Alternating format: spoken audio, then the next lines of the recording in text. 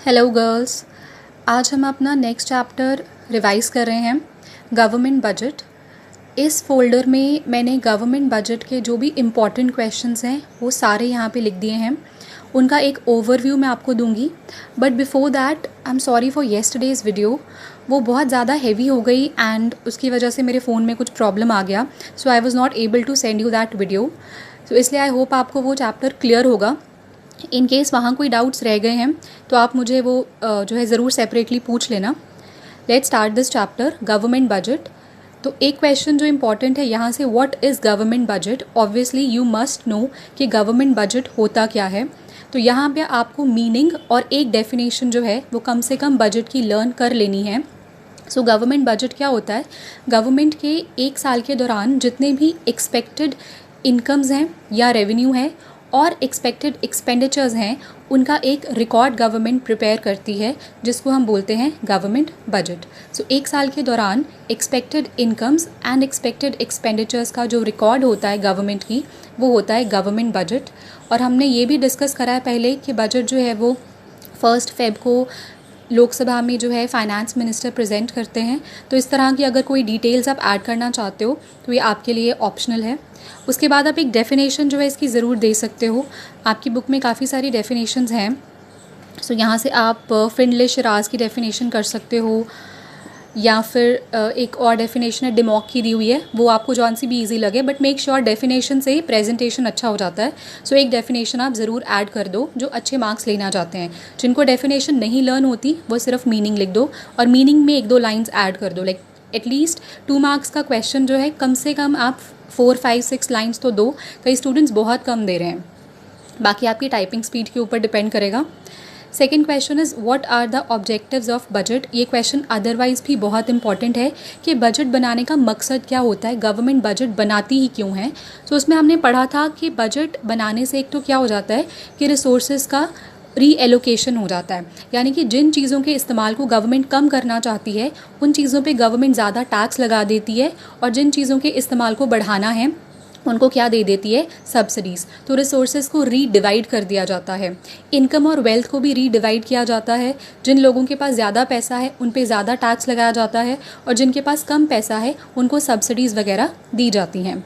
Also budget जो है वो इकोनॉमी को ग्रो करने में हेल्प करता है। इसमें कई ऐसी स्कीम्स अनाउंस की जाती हैं जो देश की ग्रोथ के लिए ज़रूरी हैं। फिजिकल डिसिप्लिन बना रहता है। डिसिप्लिन मतलब कि आपको पता रहता है कि आपकी कितनी एक साल के दौरान इनकम्स हैं, कितने खर्चे हैं, तो आप वो सोच समझ के ही सारे एक्सपेंडिचर्स अपने करते हो। उसके अलावा गवर्नमेंट ने कौन सी स्कीम शुरू करनी है, कौन सा प्रोग्राम शुरू करना है, कितने फ़ंड्स, कितने पैसे किस चीज़ को देने हैं, वो सारा बजट में डिस्कस होता है। एम्प्लॉयमेंट अपॉर्चुनिटीज़ को कैसे बढ़ाया जाए ये बजट में डिस्कस होता है। कैसे हर एरिया की बैलेंस्ड ग्रोथ की जा सकती है, जो एरियाज़ बैकवर्ड हैं उनको कैसे अपलिफ्ट किया जा सकता है, ये सब मेजर पॉइंट्स जो हैं वो बजट में डिस्कस किए जाते हैं। So these are the objectives of budget. इन वजहों से हम बजट प्रिपेयर करते हैं। सो इनके पॉइंट्स जो हैं आपको पता हो। अब कुछ बच्चों का क्वेश्चन ये है कि 2 मार्क्स में हम कितने पॉइंट्स लिखें। तो इसके 2 तरीके हैं। या तो तुम ऐसा करो कि सिर्फ 2 ही पॉइंट्स लिख दो। जैसे सपोज़ आपने रीएलोकेशन ऑफ रिसोर्सेज का हेडिंग दिया, 2-3 लाइंस में उसको एक्सप्लेन किया, फिर उसके बाद आपने बैलेंस्ड रीजनल ग्रोथ का हेडिंग दिया, उसको एक्सप्लेन कर दिया। एक तो ये तरीका है। दूसरा इससे बेटर तरीका क्या है कि आप पॉइंट्स लिख दो 4-5, लेकिन आप एक्सप्लेन उनको करो जस्ट इन 1 लाइन।